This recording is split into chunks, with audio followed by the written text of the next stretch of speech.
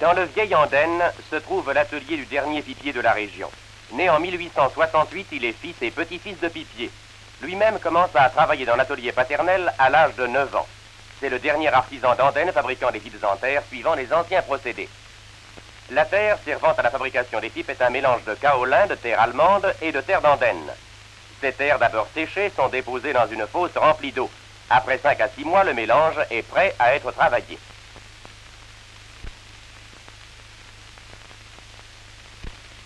Actuellement, le malaxage est mécanique. Ici, l'artisan malaxe la terre selon l'ancien procédé, c'est-à-dire par battage avec une barre de fer.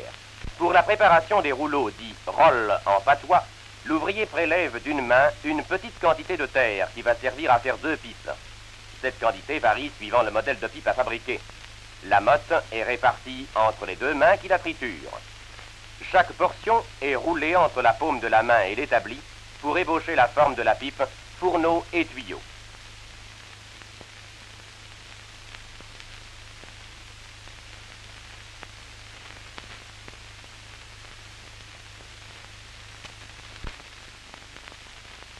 De la main droite, l'ouvrier roule encore successivement les 2 cylindres pour les parfaire.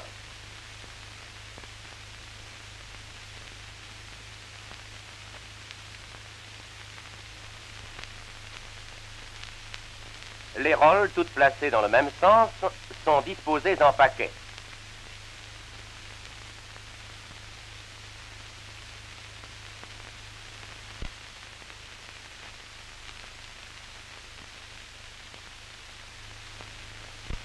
Chaque paquet est pressé légèrement pour faire adhérer le tout et coupé à longueur sur le bord de l'établi.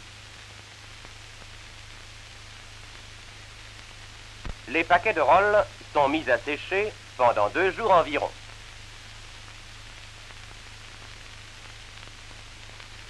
Et voici le séchoir.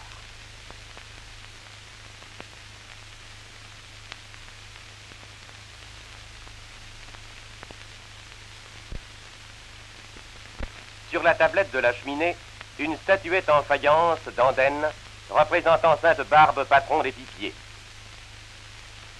Les paquets de rolls, une fois séchés, sont apportés sur l'établi. L'extrémité des tuyaux est coupée au couteau. Le paquet est alors frotté à la main avec un peu d'huile et les rolls sont séparés les unes des autres.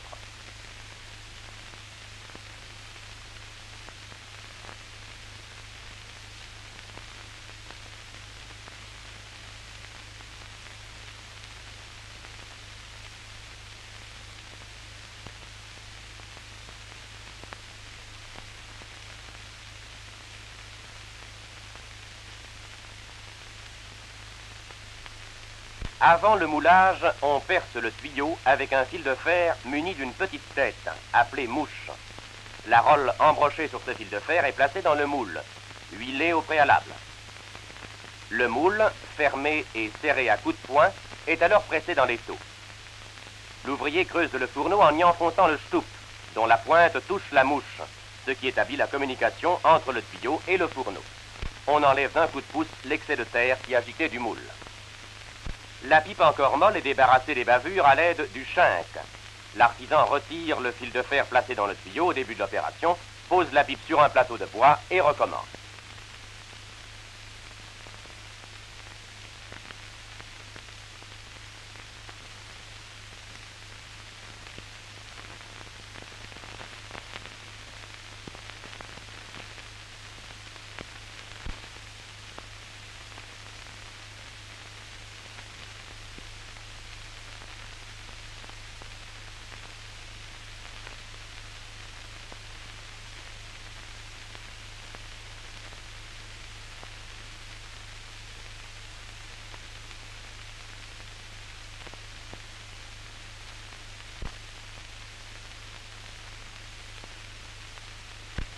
Les outils employés pour la fabrication des pipes sont l'étau dans lequel le moule est introduit lors du moulage, le moule, un fil d'acier muni d'un manche en bois,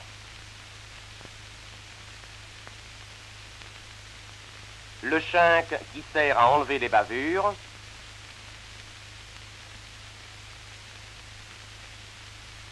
le stoup qui sert à creuser le fourneau. Il existe un stoup différent pour chaque moule, et enfin la marque servant à imprimer dans la pipe fraîchement moulée le nom du fabricant.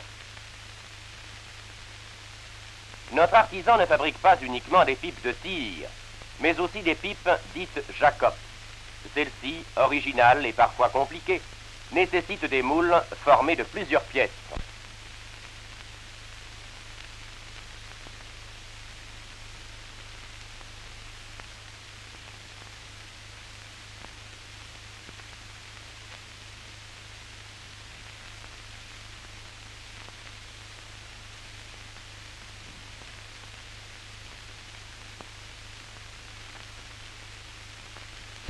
Voici le moulage des pipes Jacob. Le principe reste le même, mais demande plus de soin et d'attention.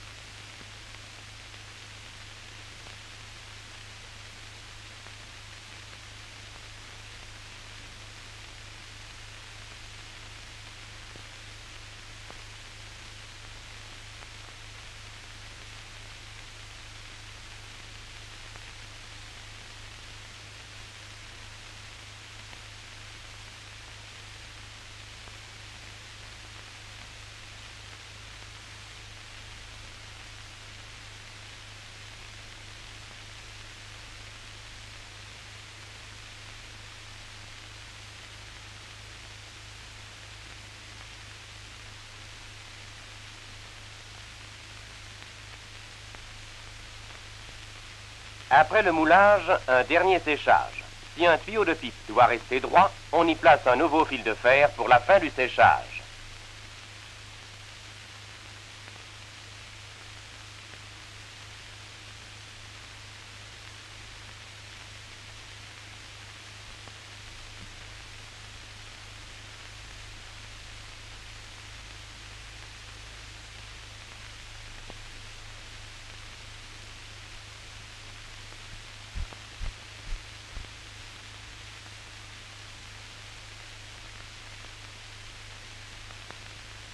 Une fois séchées, certaines pipes sont polies avant leur cuisson par frottement entre deux agates, formant les extrémités d'une sorte de compas.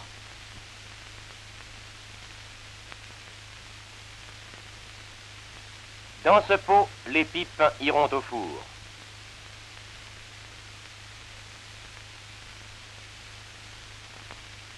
Pour la cuisson, les pipes débarrassées du fil de fer placé dans le tuyau sont disposées d'une manière bien définie dans le pot.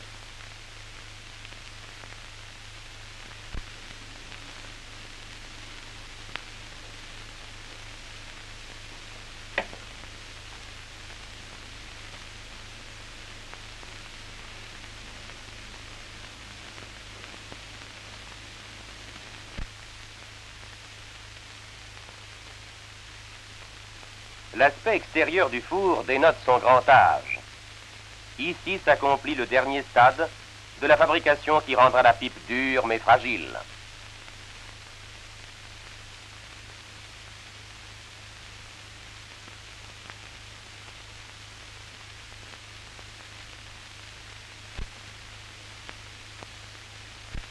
Enfin, voici quelques réalisations très réussies que le dernier pipier d'Andenne a tout naturellement gardé pour sa collection personnelle.